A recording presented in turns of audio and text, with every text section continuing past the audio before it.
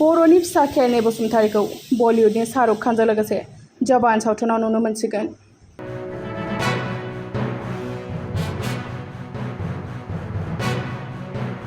खुलुमबाय, रिलाइभ निउज 24 बड' नायगिरि नोंथांमोनखौ बयखौबो फिन बरायफिननाय थाबाय।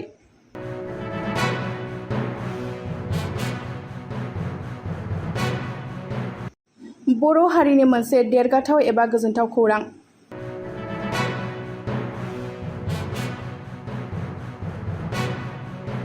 लकेल कम्पु पार्ट 1 पार्ट 2 मुंनि मोनसे असमिया फेस्ला सावथुन आरो सासपेन्डेड इन्सपेक्टर बर' सावथुननि गेजेरजों जर'खायै सिनायथि जानाय आसामनि मुंदांखा फावखुंगुर एबा बिथोनगिरि केनि बसुमतारीया देग्लाय बलिउड हिन्दी राव सावथुनाव फाव खालामदों।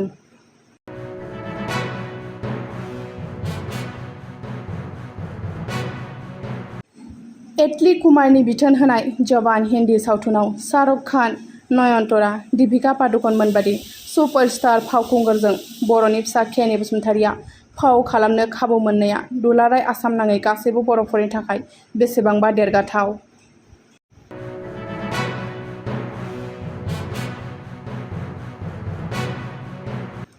मिथिनो मोननाय बादिब्ला केनि बसुमतारीया किं खाननि बिफानि साब्रै कामान्ड' हानजायाव फाव खालामदों आरो सासे आजिरा मोननाय कामान्ड'नि फाव खालामदों।